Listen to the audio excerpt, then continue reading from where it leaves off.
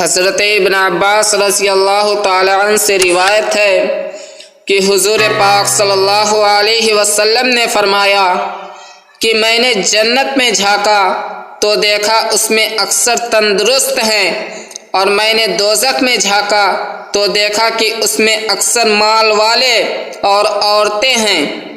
ایک روایت میں ہے کہ حضور صلی اللہ علیہ وسلم نے فرمایا کہ میں جنت میں داخل ہوا تو بلند مرتبہ والے جنتی فقراء مہاجرین اور مؤمنین کے نابالغ بچے تھے، اور جنت میں سب سے کم مالداروں اور عورتوں کی تعداد تھی۔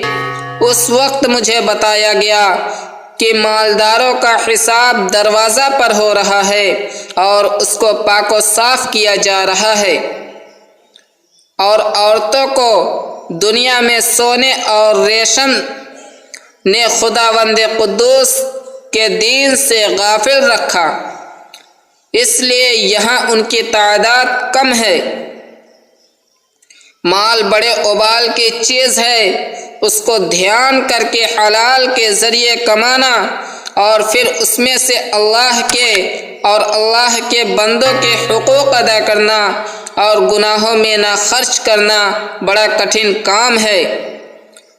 اس میں اکثر لوگ فیل ہو جاتے ہیں اور مال ہونے پر اپنی خواہش یا اولاد بیوی کی فرمائش پر یا دنیاوی رسم و رواج سے دب کر گناہ کے کاموں میں روپے کو لگاتے ہیں۔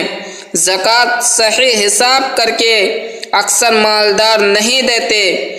ہزاروں شخص ایسے ہیں جن پر حج فرض ہو چکا تھا، بغیر حج ادا کیے مر گئے، اور مالداروں کے گناہوں کے موقع بہت ہیں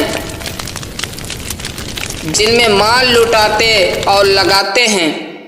دوزخ میں مالدار زیادہ ہوں اور حساب کی وجہ سے اٹکے رہیں، اس میں کوئی تعجب کی جگہ نہیں۔ دوزخ میں عورتوں کی تعداد بھی بہت بھاری ہوگی، اور ان کے دوزخ میں جانے کا سبب ابھی حدیث شریف سے یہ معلوم ہوا ہے کہ دنیا میں ریشم اور سونے کے فیر میں رہ کر خداوند کریم سے غافل رہیں۔ عورتوں میں کپڑے اور زیور کی حرص تو ہوتی ہے، اس کو کون نہیں جانتا۔ کپڑے اور زیور کے لیے شوہر کو حرام کمانے، رشوت لینے، قرض ادھار کرنے پر مجبور کر دیتی ہیں اور دکھاوے کے لیے پہنتی ہیں۔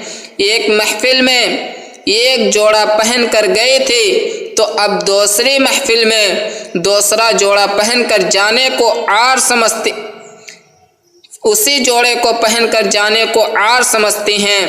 پھر دوسری محفل میں دوسرا جوڑا پہن کر جاتی ہیں۔ زیور پہن کر کہیں گرمی کے بہانے گلا کھول کر دکھاتی ہیں، کہیں زیور کے ڈیزائنوں پر بحث چلا کر اپنے زیور کے انوکھا ہونے کی بڑائی مانگتی ہیں۔ دکھاوا بہت بڑا گناہ ہے۔